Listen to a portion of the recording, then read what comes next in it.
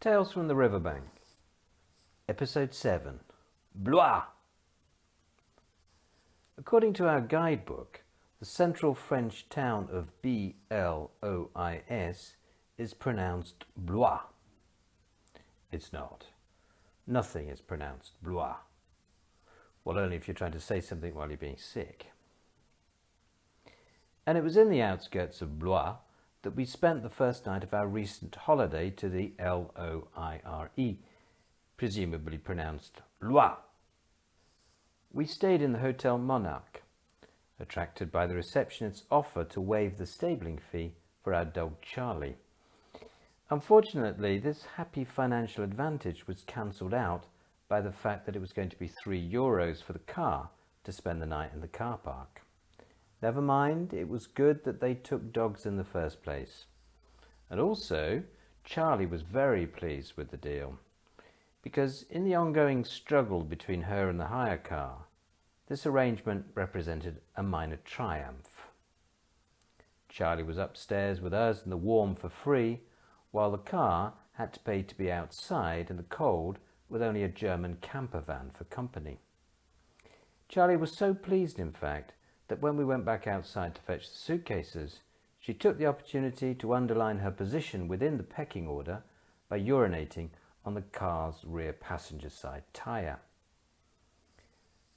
Sadly, there was a little bit of unpleasantness the following morning as we were checking out from the Hotel Monarch. The daytime receptionist didn't seem to want to believe me that the evening receptionist had told us that the dog goes free. I insisted. Why?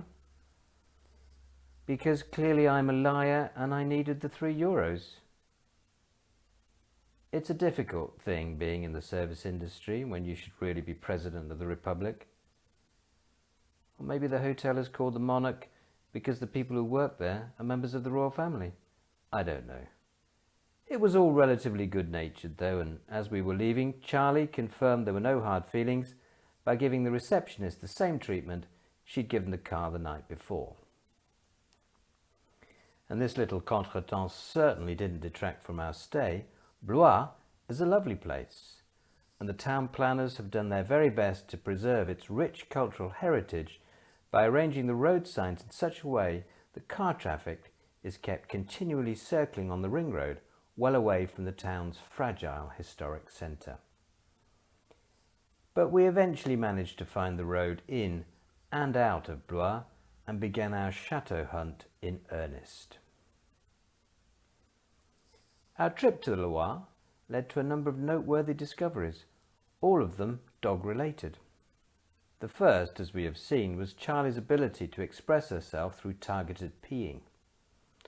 The second, and this is perhaps common knowledge, I don't know, is that a pack of beagles smells worse than anything else alive.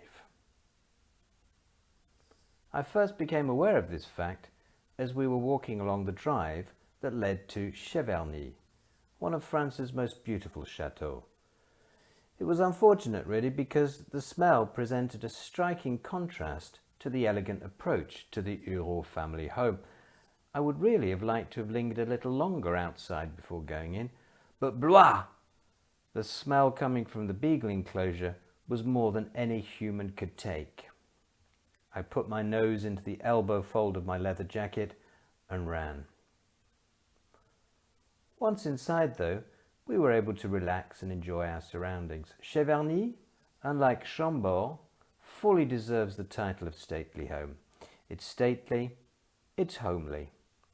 Chambord is windy and drafty on the inside, whereas Cheverny, and I think we can thank the proximity of the beagle enclosure for this, is snug behind its close-fitting doors and airtight windows. Each room gives off a sense of cosy familial contentment. The wedding photos, comfortable furnishings, the 2,000 deer skulls. It's not as dramatic as Chambord. It doesn't have the same sweep to its grounds, the same wealth of competing turrets. Its collection of paintings and tapestries is small in comparison. Its history is commonplace compared to the events that took place within the walls of the Valois dynasty's second home. Cheverny is the permanent fairy tale castle of a much more down-to-earth loaded family. A river would have been nice, like they've got at the magnificent Chenonceau, or even a bit of water in a moat, but you can't have everything. And as we ran for our lives back to the car, up past the Tintin Museum and the gift shop, we were very sad to be leaving Cheverny behind us, but not its hunting dogs. I would never come within a 5-kilometre radius of a beagle again. For lovers of the chronologically sequential, our second night was spent in Amboise. Amboise means raspberry, or it would do if it was still spelt framboise and hadn't suffered the effects of the great double consonant theft of the 11th century, which has left the French language with words such as action, a small part of something, agile, delicate, easily broken, and aise, strawberry. This linguistic robbery didn't stop me and my wife, of course, from referring to the town as Raspberry throughout our brief stay there. We're fairly resistant to change on the whole. We spent the night in the delightful Hotel Blazon with its 15th century walls and 1970s bathrooms. Raspberry is famous for its chateau, naturally, and for its unusual houses built into the rocks.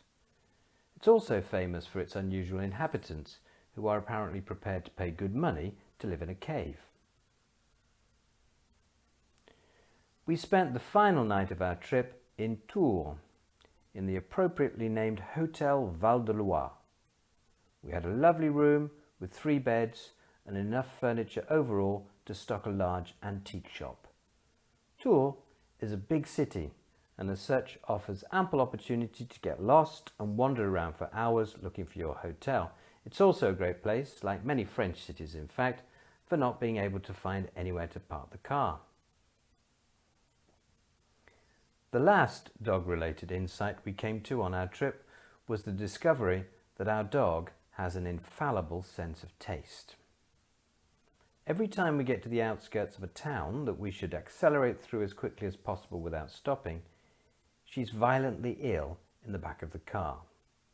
She did it with Langon on our previous excursion from Bordeaux, and this time it was Angoulême. We hadn't got 5 meters past the welcome sign before Blwah! Charlie was giving us a second chance to see her breakfast croquette. And she was spot on in her appraisal again. Because when I say even the McDonald's is awful, it will give you an idea of the full horror that is Angoulême on a Sunday. I put my foot down and headed home for Bordeaux. Despite a few hiccups then, we really did have a great trip. Everybody did, especially the dog. And as all 3 of us were lolling, tired but happy on the cramped sofa back at our home in our own chateau apartment, I gave thanks for the gift of our little family. And Charlie, with her infallible sense of taste and ability to discern the unspoken, snuggled up to me in apparent confirmation of what she knew I was thinking. Thank God we didn't have a beagle.